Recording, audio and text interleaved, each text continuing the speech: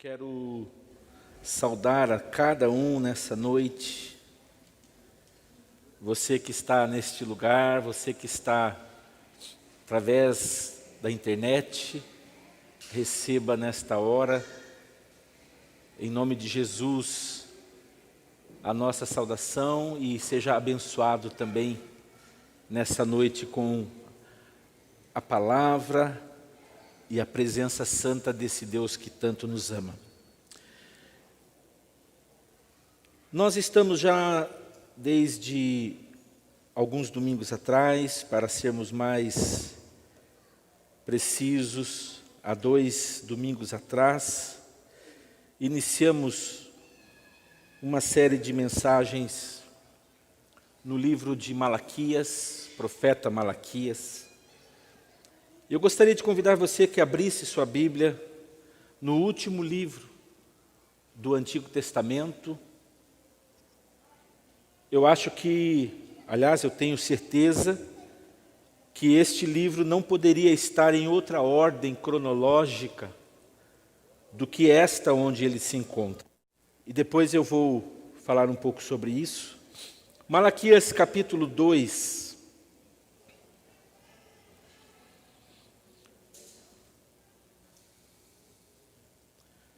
Nos diz assim a palavra do Senhor.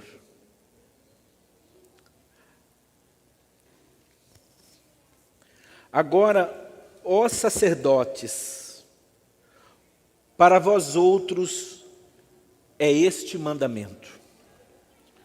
Se o não ouvirdes, e se não propuserdes no vosso coração dar honra ao meu nome, diz o Senhor dos exércitos, enviarei sobre vós a maldição e amaldiçoarei as vossas bênçãos.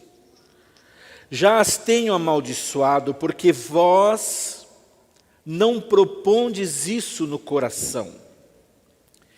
Eis que vos reprovarei a descendência, atirarei excremento ao vosso rosto, excremento dos vossos sacrifícios, e para junto deste sereis levados. Então sabereis que eu vos enviei este mandamento, para que a minha aliança continue com Levi, diz o Senhor dos exércitos. Minha aliança com ele foi de vida e de paz. Ambas lhe dei eu para que me temesse. Com efeito, ele me temeu e tremeu por causa do meu nome. A verdadeira instrução esteve na sua boca, e a injustiça não se achou nos seus lábios. Andou comigo em paz e em retidão, e da iniquidade apartou a muitos. Porque os lábios do sacerdote devem guardar o conhecimento, e da sua boca devem os homens procurar a instrução, porque ele é mensageiro do Senhor dos exércitos. Mas vós vos tendes desviado do caminho, e por vossa instrução tendes feito tropeçar a muitos. Violastes a aliança de Levi, diz o Senhor dos exércitos. Por isso também eu vos fiz desprezíveis e indignos diante de todo o povo, visto que não guardastes os meus caminhos e vos mostrastes parciais no aplicardes a lei. Nós estamos, como eu havia falado, já desde o capítulo 1, quando fizemos uma introdução, falando um pouco sobre quem era o profeta, do qual nós acabamos de ler essas palavras do Senhor. A palavra de Malaquias veio para o povo de Israel, mais ou menos 100 anos depois que eles voltaram do cativeiro babilônico, cativeiro esse que Deus havia enviado eles, por causa do pecado, da desobediência de Israel, e por tantos desvios, eles acabaram cativos, ficaram muitos anos presos em outra terra, sob o domínio de outros povos.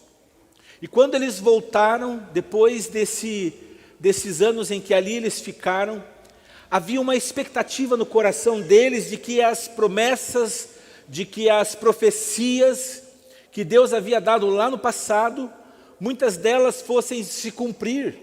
Havia uma expectativa no coração deles. Mas a verdade é que, embora houvesse essa expectativa no coração deles, as atitudes deles, a vida deles, a maneira deles como em relação a Deus, como eles cultuavam, como eles se apresentavam a Deus, não condizia com o momento e com o tempo em que essas promessas fossem se cumprir. E eles por isso se frustraram e simplesmente deixaram coisas importantíssimas para trás. E aí então nós já vimos isso, que no primeiro capítulo de Malaquias, capítulo 1, foi a primeira mensagem que nós trouxemos, Deus ali quer mostrar ao povo o quanto Ele os amava. Mas eles estavam tão envolvidos nos seus próprios sonhos, nos seus próprios projetos, nos seus próprios negócios, nas suas próprias frustrações, nas suas próprias indignações contra Deus, que eles tiveram a audácia de, quando Deus disse a eles que os amava, eles perguntaram para Deus: que amor é esse que o Senhor diz nos amar?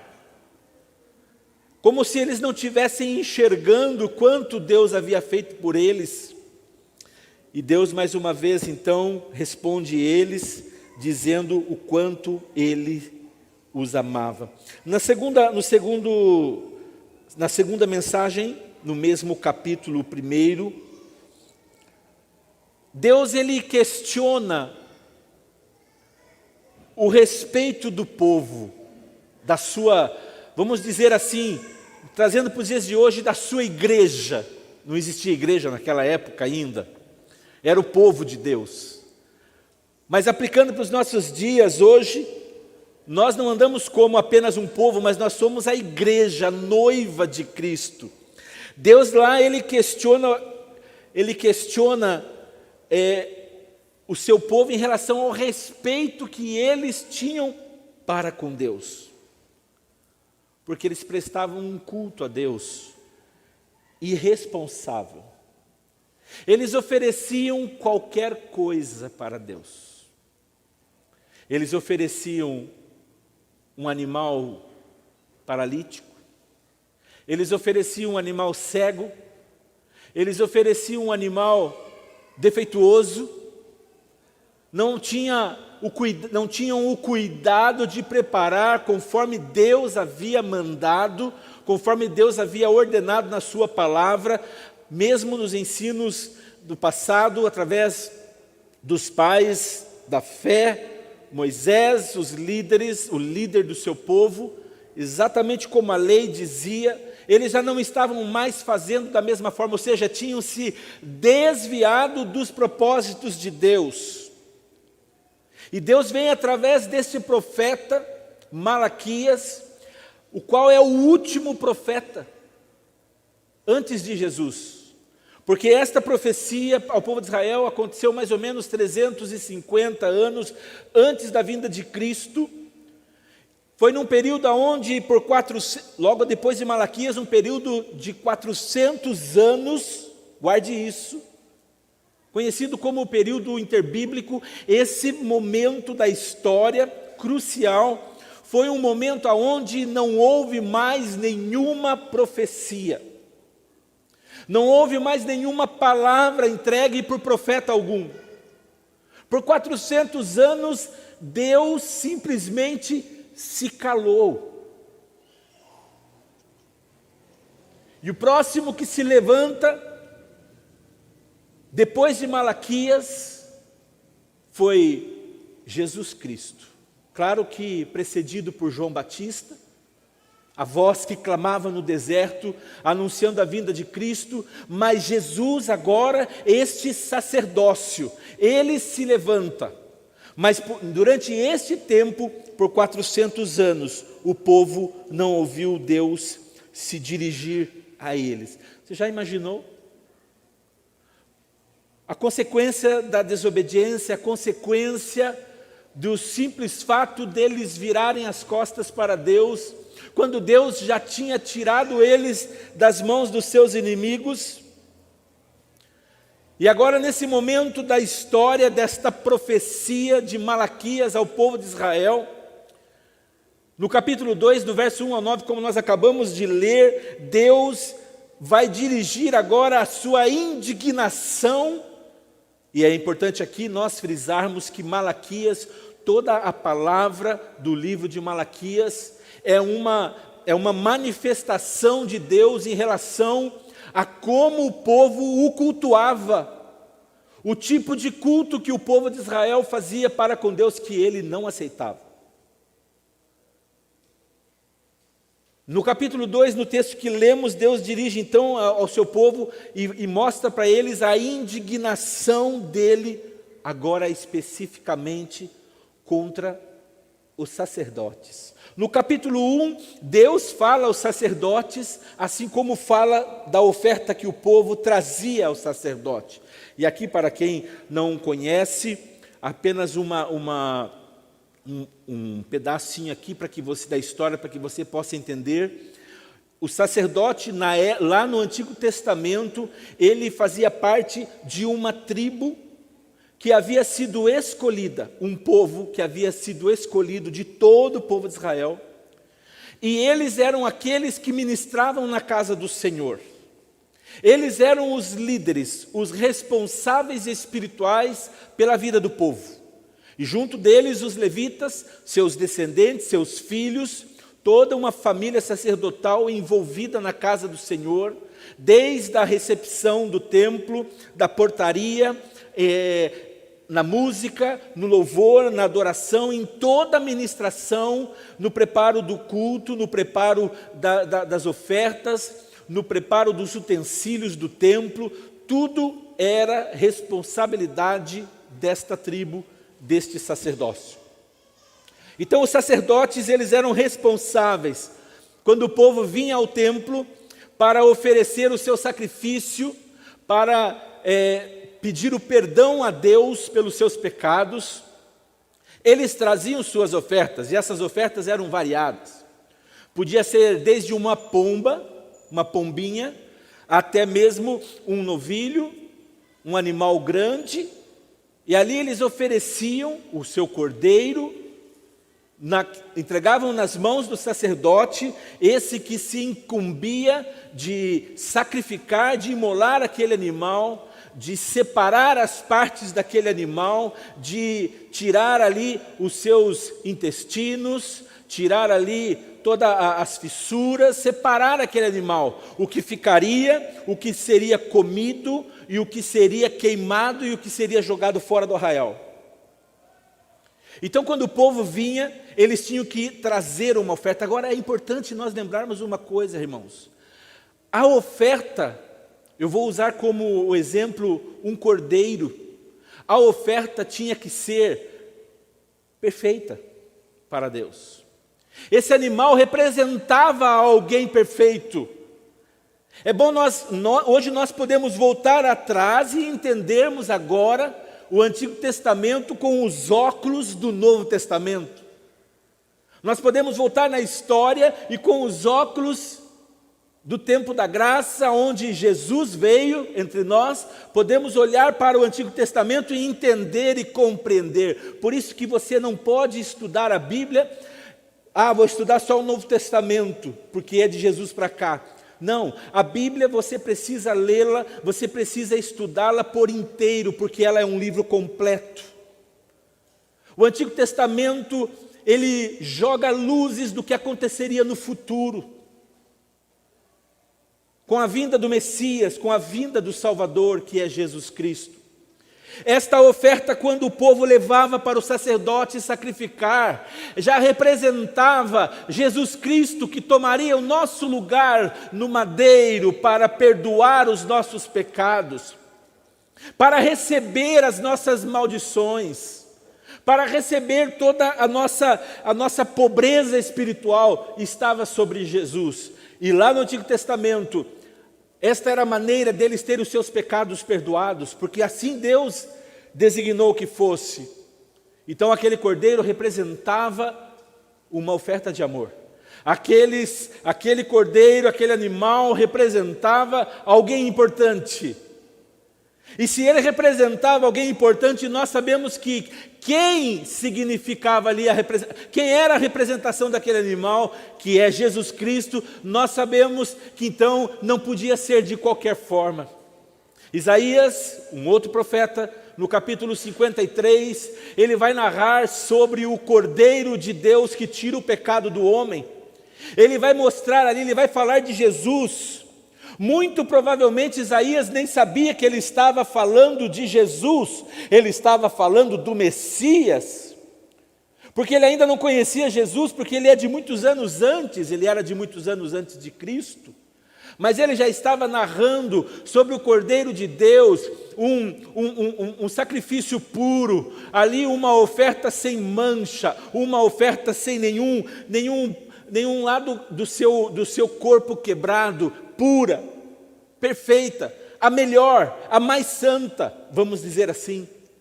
Por isso a ordem de Deus no Antigo Testamento para o seu povo, quando eles chegavam no tabernáculo e apresentavam a sua oferta, para que o sacerdote pudesse oferecer a Deus e eles pudessem receber o perdão dos seus pecados, tinha que ser a melhor oferta. Sabe por quê, irmãos? Porque Deus não aceita qualquer tipo de oferta. Eu não estou falando de dinheiro, por favor, não queira interpretar a coisa de forma diferente, não hoje pelo menos. Eu estou falando de culto, eu estou falando de algo que Deus pede a mim e a você, algo que lhe agrada. Você sabia que Deus está aqui nessa noite? Você sabia que você, embora não possa vê-lo com seus olhos humanos, mas você pode senti-lo, você pode saber no seu espírito, no seu corpo, que Ele está aqui recebendo esse culto, você sente a presença dEle, você sente a paz, você sente o toque dEle no seu espírito, no seu coração, você se arrepia, você se emociona, você sente algo diferente, você sente um alívio, você sente vontade de cantar, de se alegrar, de pular e até de gritar. Porque esta é a presença de Deus nesse lugar. A Bíblia diz que Deus está onde 2 ou mais estão reunidos em seu nome. Não significa que quando você está sozinho, Deus não está com você. Significa de culto, quando nós estamos cultuando, Deus está ali. Deus está aqui nessa noite. Ele preparou esse tempo, Ele preparou essas horas para que Ele pudesse receber de mim e de você um culto que o agradasse. E aqui desde que chegamos, ouvindo a oração, orando, falando com Deus, cantando, exaltando ao Senhor, nós estamos oferecendo a Deus um culto que o agrada. Então aquele povo, no capítulo 1, no final, Deus está mostrando a eles ali a sua tristeza para com o povo e para com o sacerdote, porque o povo estava tão frustrado, porque não via algumas coisas que eles esperavam acontecer, e aí eles começaram a arriscar, fazer as coisas para Deus de qualquer maneira. Existe um grande problema, irmãos, eu diria que é um grande perigo quando nós arriscamos fazer as coisas de Deus de qualquer maneira. Aliás, diga-se de passagem que há um texto na palavra de Deus que nos fala que maldito todo aquele que faz a obra do Senhor relaxadamente. Ou seja, ele não é abençoado. Então Deus espera de mim e de você que nós o cultuemos. Se viemos para a igreja, para essa congregação, para a congregação dos santos cultuá-lo, vamos cultuar a Deus. Vamos pensar em Deus, vamos olhar para Deus pela fé, vamos cultuar a Deus. Nós não viemos aqui por causa da roupa, para mostrar a roupa que eu estou vestindo, para mostrar para o meu irmão o meu sapato novo, para mostrar o meu carro novo, para rever os meus amigos que eu estava com saudades. Não, nós viemos aqui para oferecer a Deus um culto agradável a Ele. Um culto agradável não é um culto agradável a mim. Um culto agradável é um culto agradável a Ele e não a mim. Deus espera que nós o cultuemos dessa forma. Então o povo foi arriscando num dia levar um animal não perfeito. Aquele ali nasceu com um pequeno defeitinho, mas olha tão bonitinho. Ai, que cordeirinho bonitinho, uma ovelhinha pequenininha, toda engraçadinha, linda, mas ela tinha um defeitinho na patinha. Ah, não vai ter problema. E o problema era que eles levavam esta oferta para sacrificar, e quando chegava lá, o sacerdote, que também, por sua vez, estava desviado dos princípios de Deus, recebia esta oferta. E ali no altar ele sacrificava esta oferta para Deus. E é sobre isso que Deus estava falando a eles. E agora no capítulo 2, Deus está falando especificamente, se voltando especificamente para os sacerdotes. Eu queria que você abrisse sua Bíblia comigo na primeira epístola de Pedro, Novo Testamento, já quase próximo ao livro de Apocalipse.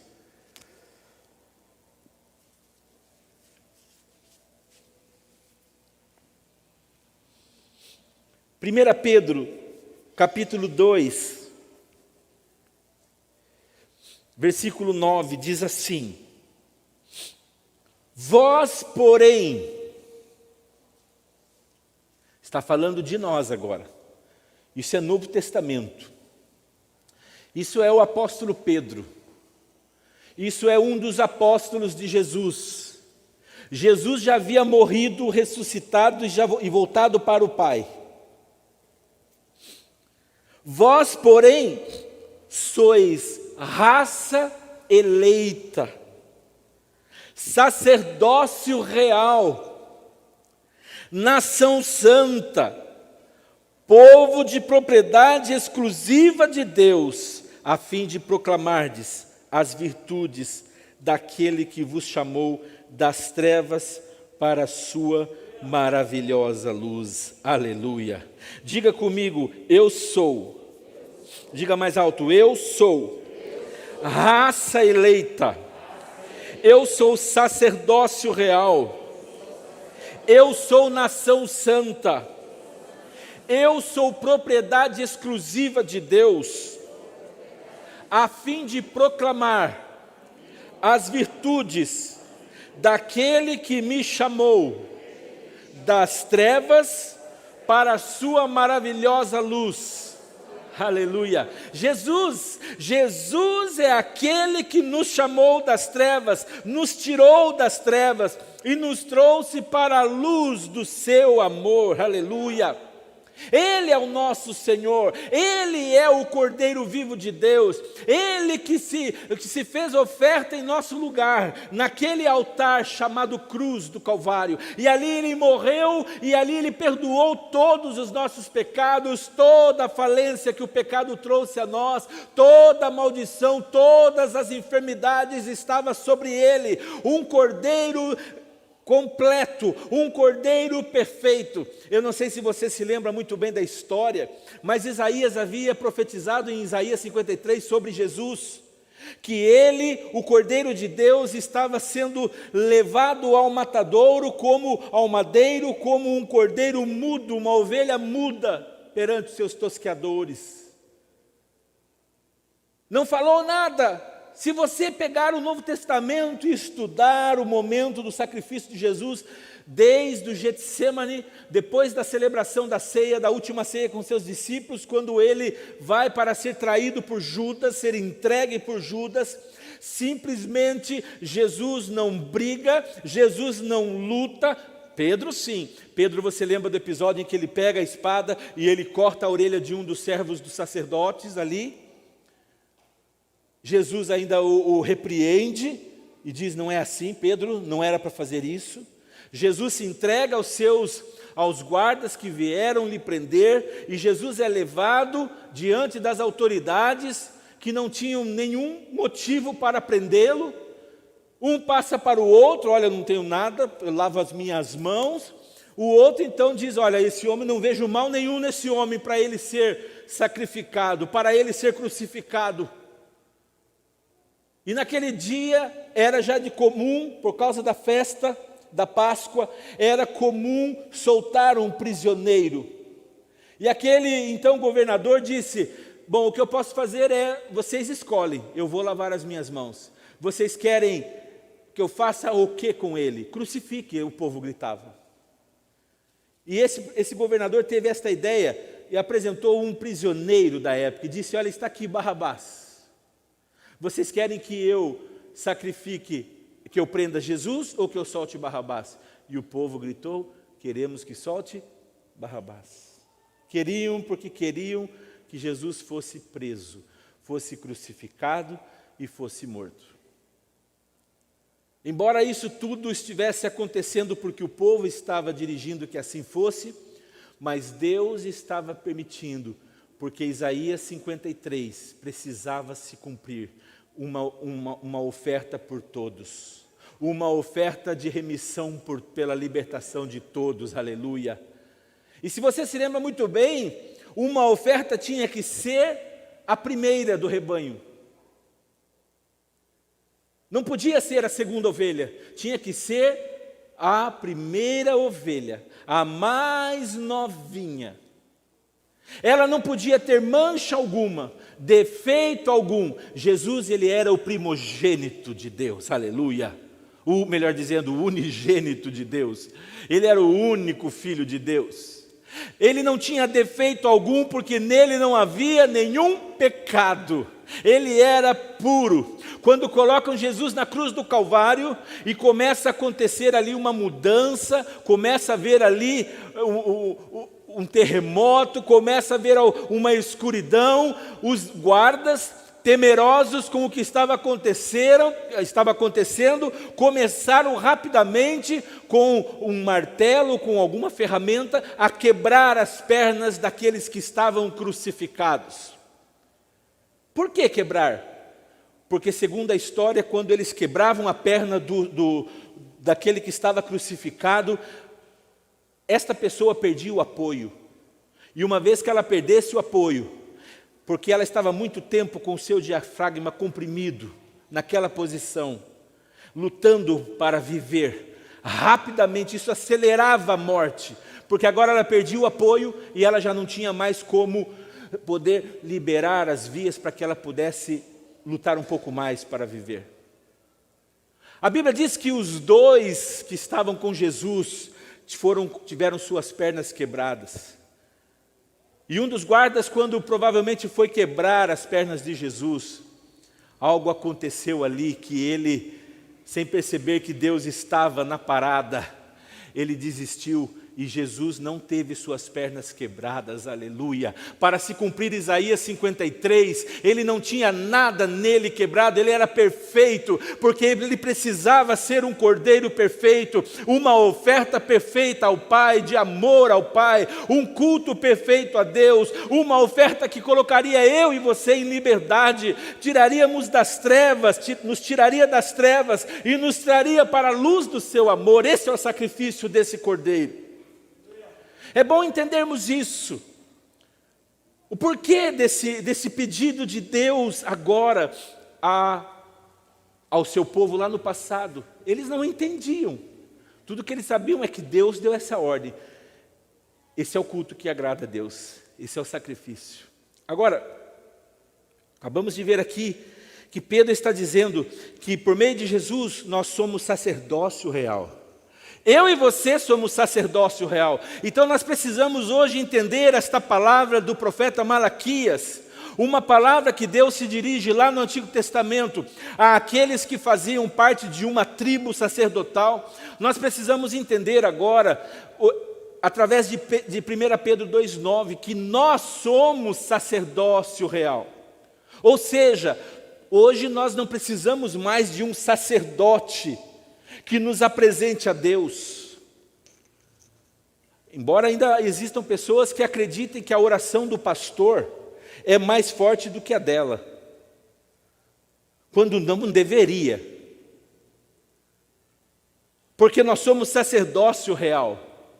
Claro que nós podemos e devemos orar uns pelos outros, porque a Bíblia nos orienta a fazer isso. Claro que se eu tenho um respeito por uma autoridade eclesiástica, por alguém que representa, que tem um lugar de autoridade sobre a minha vida como uma liderança, eu posso compartilhar com ele uma necessidade, eu posso pedir que ele ore por mim, que ele me ajude em oração, mas não entendendo nessa maneira de que ele é alguém que me apresenta a Deus, não mais. Sabe por quê? Porque ali em Malaquias, aqui em Malaquias, terminou esse ministério sacerdotal. Porque depois de 400 anos surge Jesus. E ele se torna esse sacerdote. É ele que agora se faz aquele que nos apresenta a Deus. Eu e você nos tornamos príncipes do seu reinado. Nós nos tornamos esse sacerdócio real. Deus hoje olha para cada um de nós um sacerdote. Nós não temos mais que procurar um sacerdote que vá ao Santo dos Santos oferecer um sacrifício, um culto a Deus. Não, nós não precisamos mais, porque o véu que separava o Santo dos Santos, aonde só o sumo sacerdote podia entrar, esse véu não existe mais. A Bíblia diz que quando Jesus morreu na cruz do Calvário, o véu que separava ali, esse lugar no templo, se rasgou do alto a baixo. Sabe o que significa? Ali naquele momento acabou, não existe mais, não precisa mais que alguém, para ter os seus pecados perdoados, procure um sacerdote que sacrifique um animal e ofereça ali pelos pecados daquela pessoa. Porque Jesus, a partir daquele momento, ele se tornou a nossa oferta, ele se tornou o nosso sacerdote, ele se tornou o caminho entre nós e Deus. Somente através dele é que nós temos a nossa salvação e mais ninguém. Agora, a partir de então, cada um de nós, Deus nos vê desta forma, cada um de nós nos apresentamos a Ele por meio de Jesus. Cada um de nós confessamos os nossos pecados a Jesus Cristo. Cada um de nós pedimos o perdão a Deus, entendendo que somos perdoados pelo sacrifício que Jesus fez na cruz. Cada um de nós temos que zelar e velar pela nossa vida espiritual, pela nossa santidade, pelo nosso proceder, pela maneira como nós nos achegamos a Deus. E cada um de nós daremos conta das nossas próprias vidas a Deus quando nós nos apresentarmos diante dele. Então é importante nós lembrarmos disso. Agora, claro que existe coisas em comum nos nossos dias. Assim como lá no Antigo Testamento, o povo reúne-se para prestar culto a Deus. Assim como eles faziam, hoje também nós fazemos. Através dos cânticos, através dos louvores, através da leitura da palavra de Deus, porque esta tribo era responsável por isso também. Eles que guardavam, eles que cuidavam dos pergaminhos aonde haviam as escrituras.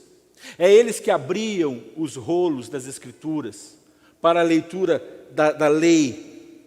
Então algumas coisas são comuns. Lemos a Bíblia como era feito lá no passado, a palavra de Deus. Também oramos como eles oravam lá no passado. e hoje continua isso, um aspecto muito bem presente no nosso culto. Agora, aqui nesse capítulo 2, nos primeiros versos, Deus se volta para os sacerdotes. Eu quero que você, quando olhar nesse capítulo 2, versículo de 1 a 9, Deus falando aos sacerdotes, você se preocupe em duas coisas, por favor. Quando você ler aqui no capítulo 2, de 1 a 9, Deus falando aos sacerdotes, você vai se lembrar que lá no Antigo Testamento era assim que acontecia. Tinha um sacerdote. Mas hoje, aplicando nos nossos dias, hoje eu e você somos um sacerdócio. Somos um sacerdote. Amém? Olha só, no verso 1, Deus diz, agora, acompanha aí no capítulo 2 de Malaquias. Agora, ó sacerdotes, para vós outros é este mandamento. Esta é a palavra do Senhor para eles. Agora, esta advertência é para vocês, ó sacerdotes. Porque eles tinham a responsabilidade no Antigo Testamento de ensinar a lei. Eles eram responsáveis por Deus, diante do povo, para ensinar o povo a guardar, a cumprir esta lei. E estes mesmos que eram responsáveis por isso, estavam agora eles mesmos recebendo uma ordem de Deus. Deus agora, eles que eram responsáveis para instruir o povo, agora eles estão recebendo uma instrução de Deus. Deus está instruindo eles. E no versículo 2, Deus diz assim, se vocês não derem ouvidos e não se dispuserem a honrar o meu nome, diz o Senhor dos Exércitos. Se vocês, olhe bem isso, se vocês, o versículo começa, se, não sei na sua tradução como está, é uma, ainda, vamos dizer assim, Deus está demonstrando uma misericórdia a eles, aos seus sacerdotes. Ou seja, se vocês se derem ouvidos, se vocês se arrependerem, é como se Deus estivesse falando a eles ainda, eu ainda vou dar uma oportunidade para vocês, diante de tudo isso que eu estou vendo, Deus estava falando a eles, diante de tudo isso que eu estou percebendo, se vocês se arrependerem, eu darei bênçãos a vocês, ao invés de maldições. Sabe, irmãos, o nosso Deus, quando Ele proclama os seus juízos, Ele ainda aguarda que eu e você, que nós, a sua noiva, a sua igreja, os seus servos, nos arrependamos dos nossos pecados, para assim retirar de nós esses juízos. Mas Deus, Ele diz que caso não atendam, irá recair sobre eles alguns castigos. Acompanhe no verso 2. Se o não ouvirdes, se não propuserdes no vosso coração dar honra ao meu nome, diz o Senhor dos Exércitos, enviarei sobre vós a maldição e amaldiçoarei as vossas bênçãos. Você já imaginou você receber a maldição, uma maldição? Tudo que você recebeu de bênção de Deus, agora você vai receber, no lugar dessas bênçãos, um resultado ruim. Você vai receber uma maldição. E ele diz, já as tenho amaldiçoado, porque vós não propondes isso no coração. Meu Deus. Verso 3, eis que vos reprovarei a descendência, atirarei excremento. Olha só, queridos irmãos, eu acho que todo mundo sabe o que eu estou falando, né? Essa palavra excremento, ela é uma palavra no Antigo Testamento, ou melhor dizendo, na Septuaginta, que é a tradução do Antigo Testamento na língua grega, ela significa a palavra mais forte. Essa palavra excremento, ela é a tradução mais forte para aquilo que eu e você temos que fazer no vaso sanitário da nossa casa. Quando Deus está falando aos sacerdotes, no verso 3, eu vos reprovarei a descendência, atirarei excremento ao vosso rosto. Talvez você possa pensar, meu Deus, mas por que Deus está falando isso dessa forma? Bem, é importante lembrarmos uma coisa. Quem manuseava a oferta no altar era o sacerdote. Ele não podia, de maneira alguma, deixar as fezes, o excremento daquele animal sobre o altar. Ele precisava tirar, limpar, e ele era responsável para levar para fora do arraial. Ele saía para fora da tenda da congregação e deixava aquilo fora. Ele era o responsável por isso. Agora, esses sacerdotes, eles estavam tão desviados da vontade de Deus, quando eles aceitavam o povo trazer qualquer tipo de culto, oferecer qualquer culto a Deus, de qualquer maneira, que Deus os repreende. Deus está dizendo, olha, vos reprovarei a descendência.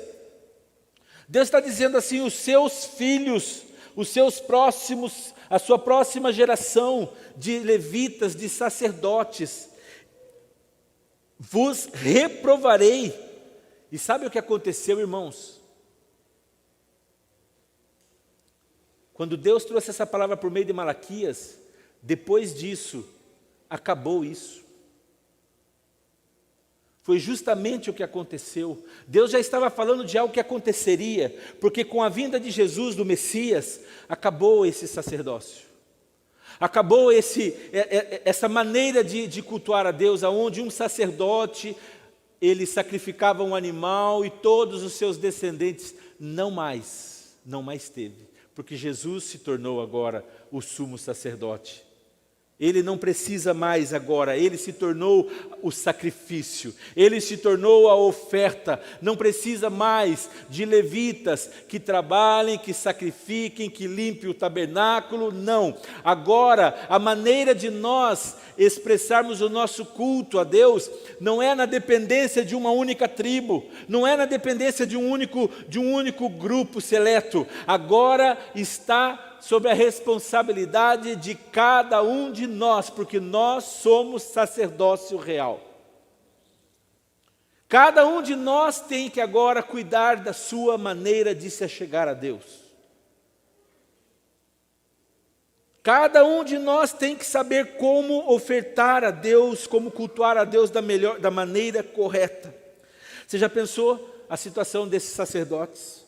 Deus chega para eles e diz, olha, vos reprovarei a descendência, atirarei excremento no rosto de vocês. Deus pegaria as fezes daquele animal e colocaria no rosto daqueles sacerdotes. Excremento dos vossos sacrifícios. E olha o detalhe aqui no final do verso 3. Para junto deste sereis levados. Sabe para onde os estercos, né, do animal era levado? Para fora do arraial. Deus estava dizendo, vocês também serão tirados para fora. Vocês também não ficarão aqui. Porque vocês estão fazendo completamente fora da minha vontade. Deus estava exortando, Deus estava puxando a orelha daqueles sacerdotes. Então sabereis que eu vos enviei este mandamento, para que a minha aliança continue com Levi, diz o Senhor dos Exércitos. Minha aliança com ele foi de vida e de paz. Ambas lhe dei eu para que me temesse. Com efeito, ele me temeu e tremeu por causa do meu nome. Os levitas no passado tiveram esse temor. Eles se arrependeram de um determinado momento da história, de terem saído da vontade de Deus. Eles se arrependeram e eles temeram a Deus e fizeram da maneira como agradava a Deus. E Deus está dizendo: olha, eles me temeram, me temeu e tremeu por causa do meu nome. A verdadeira instrução esteve na sua boca. Verso 6, e a injustiça não se achou nos seus lábios. Andou comigo em paz e em retidão, e da iniquidade apartou a muitos. Porque os lábios do sacerdote devem guardar o conhecimento, e da sua boca devem os homens procurar a instrução, porque ele é mensageiro do Senhor dos Exércitos. Deus estava dizendo para eles: olha, vocês precisam estudar, vocês precisam conhecer a minha vontade, vocês precisam ensinar a minha palavra. É através da boca de vocês que vem a instrução para o povo. Em outras palavras, vocês não estão fazendo isso, vocês estão desistindo de me buscar, vocês estão desistindo de ensinar o povo a cultuar da maneira correta, como se faz corretamente. Por isso, verso 8, mas vós tendes desviado do caminho, e por vossa instrução tendes feito tropeçar a muitos. Violastes a aliança de Levi, diz o Senhor dos Exércitos. Por isso também eu vos fiz desprezíveis e indignos diante de todo o povo, visto que não guardastes os meus caminhos e vos mostrastes parciais no aplicardes a lei.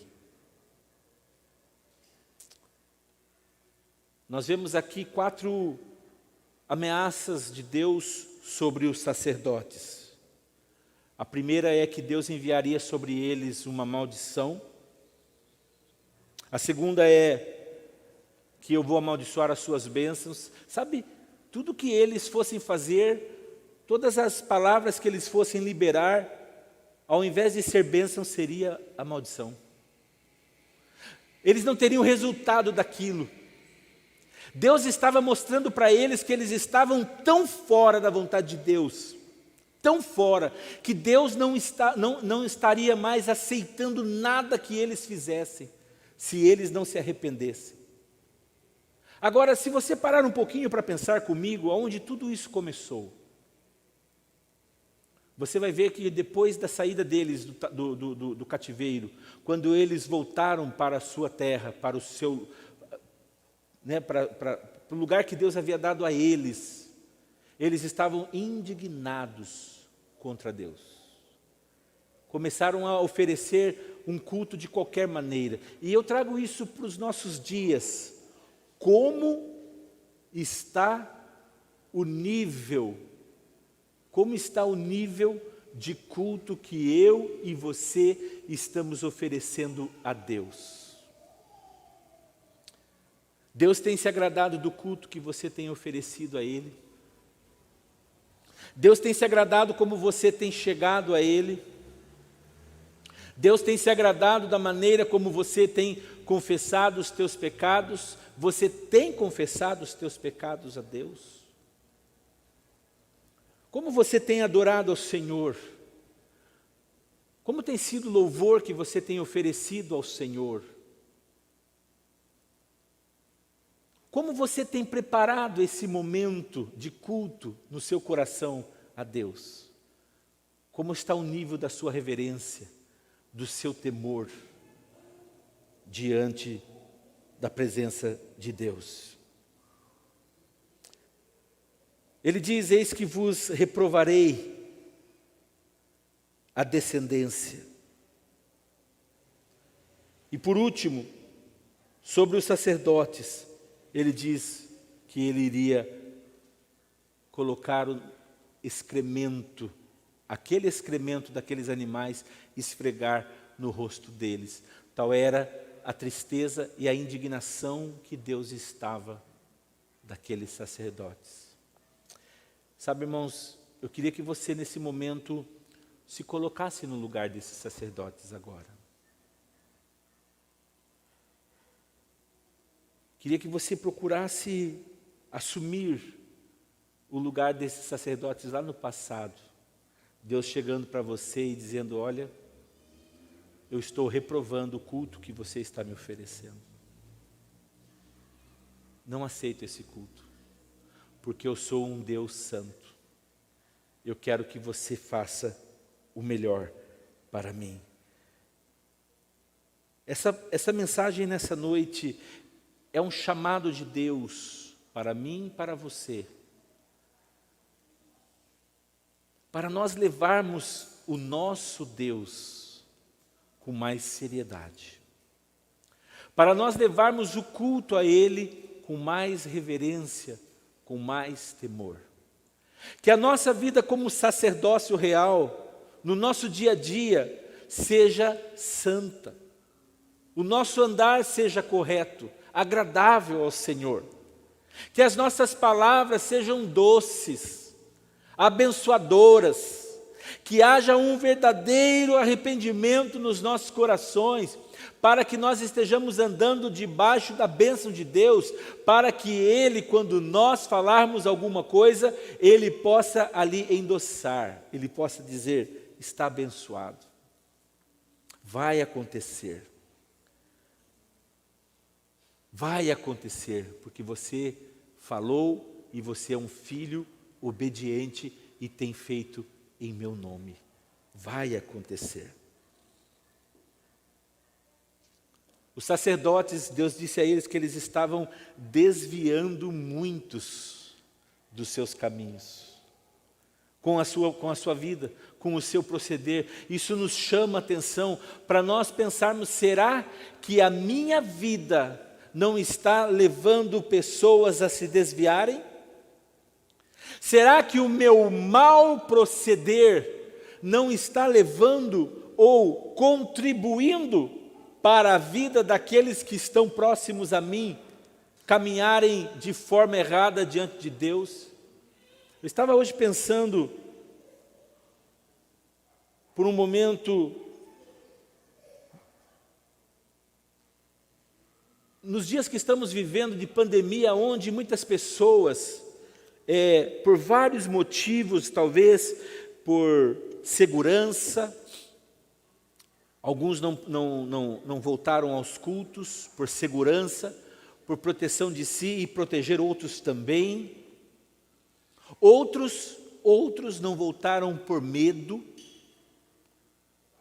Você que está aqui nessa noite, você não está aqui coagido a estar. Você está aqui porque você está confiando em Deus. Você não está aqui porque você está com medo, porque se você estivesse dominado pelo medo, você não estaria aqui nesta noite.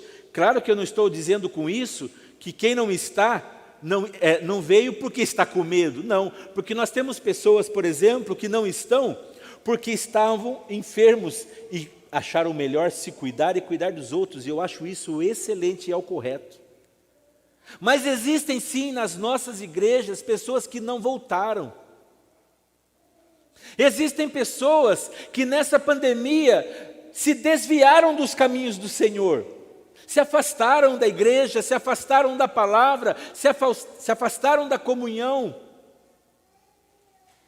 Existem pessoas na pandemia que, por estarem distantes, se esfriaram e começaram a andar nos seus próprios entendimentos, e muitos se foram para outro lugar, para outros ministérios, aqui e em outras igrejas. Eu falava essa semana com um pastor, e ele, como estão as coisas, e eu comecei a compartilhar com ele como estão as coisas, como eu estava vendo, e ele me disse: olha, aqui não está muito diferente também. Aqui algumas pessoas se foram da igreja para outros ministérios, outros deixaram de vir à igreja. E eu estava pensando um pouquinho sobre isso nesse dia, e eu fiquei pensando nos filhos que são pequenos, que nós como pais temos que ser um modelo, exemplo para eles. Sabe, irmãos, esta palavra para nós nessa noite é uma chamada de Deus para nós, porque muitos estão olhando para nós, e se eu não estiver obediente à vontade de Deus, fazendo a vontade de Deus, eu posso sim, com a minha vida, contribuir para levar outros a ficarem distantes de Deus, a não obedecerem a Deus, a não amarem as coisas de Deus, a não amarem o reino de Deus. E entre essas pessoas, os nossos filhos. Por exemplo, se eu começo de uma maneira irresponsável, a não ler mais a Bíblia, a não orar mais, a não vir à igreja, a não manter comunhão com os meus irmãos, os meus filhos estão vendo. Claro que no meu caso são filhas adultas. Eu estou dizendo aqueles que têm filhos pequenos, que estão na fase de aprender com os pais. Copiam os pais. E mesmo os maiorzinhos, que ainda moram conosco, nós temos que ser modelo para eles. Se eu não venho na igreja, eles também não vão vir. Se eu começo a faltar dos cultos, eles também vão faltar. E o tempo vai passar, os anos vão passar, e eu corro um risco muito grande de amanhã eu formar filhos que não têm, pessoas que não temem a Deus, que não têm amor pelo reino de Deus, que não têm um compromisso com a causa de Deus, e que muito provavelmente vão andar nos seus próprios caminhos, nas suas próprias decisões, e não aprenderão a amar o reino de Deus como tem que ser amado. Se eu entrego qualquer tipo de oferta a Deus, os meus filhos ou os meus discípulos vão estar também me olhando. E vão me copiar. Porque reproduz igual. Se eu estou para vir à igreja e bate aquele desânimo e eu me entrego, aqueles que estão olhando para mim vão me copiar. E os anos vão passar e amanhã eu posso colher o resultado triste por eu ter, sem querer, mas acabei fazendo, de semear na vida desses que estão à minha volta. Deus repreende esses sacerdotes dizendo, olha, vocês estão desviando o meu povo. Tem que haver uma mudança de vida para os sacerdotes. E essa palavra é para mim e para você nessa noite. Nós queremos ganhar vidas para Jesus, porque nós somos um povo de Deus, somos a igreja, somos evangélicos. Aliás, a palavra evangélica, ela só funciona, ela só tem o sentido verdadeiro se nós cumprimos com o nosso chamado. Porque a palavra evangélico significa aqueles que pregam o evangelho. Se eu não prego o evangelho, então eu não posso nem ser chamado como evangélico, porque eu não prego o evangelho. Agora, se eu prego o evangelho de Deus, que é as boas notícias, se eu procuro testemunhar, se eu procuro fazer a vontade de Deus nesse aspecto, então eu sou realmente um evangélico. É que a palavra evangélico tem sido tão deturpada, porque tem muitas pessoas hoje que querem esse termo, trouxeram esse termo para si. Eu sou evangélico. É melhor ser evangélico do que não ser nada. Mas na verdade a sua vida não condiz com o evangelho. Um evangelho que transforma, um evangelho que traz um arrependimento verdadeiro, genuíno. Um evangelho que nos faz amar o reino de Deus a todo custo. Um evangelho que eu quero que todos conheçam a Cristo como eu um dia conheci. Muitos não vivem assim e se chamam evangélicos. Então essa palavra muitas vezes ela caiu de uso. Eu prefiro eu mesmo dizer que eu sou um cristão do que dizer que eu sou um evangélico. Não porque eu não prego o evangelho, mas é porque essa palavra ela não se encaixa hoje, infelizmente, na maneira como ela deveria se encaixar. Portanto, irmãos, quero finalizar nessa noite, aqui um chamado de Deus para nós, nesses primeiros 9 versículos de Malaquias, para repensarmos como estamos levando as coisas de Deus. Se estamos levando da maneira certa, da maneira que o agrada, ou se estamos fazendo de qualquer jeito. Porque Deus não quer um culto de qualquer jeito. Não quer uma entrega de qualquer jeito. Ele quer o melhor. Por favor, abaixe a sua cabeça nesta hora. E talvez esse esse seja um momento importante para que nós estejamos orando a Deus e pedindo a Deus que traga o perdão aos nossos pecados. Confessemos nesse momento os nossos pecados a Deus. Talvez por algum momento nós temos andado distantes. Talvez por estarmos fazendo o culto, a vida cristã de qualquer maneira. E possamos voltar nesta noite, porque o nosso Deus, Ele tem misericórdia, Ele tem graça, e Ele pode e deseja nos receber nesta noite e nos dar um novo começo, uma nova oportunidade. Ele não nos abandona. E mais, você poderia nessa noite repensar sobre a tua vida espiritual. Se você sente que tem algo na sua vida que não está correto, algo que está mantendo você distante de Deus, algo que você percebe que tem travado a sua caminhada, você pode nessa hora dizer ao Senhor sobre isso.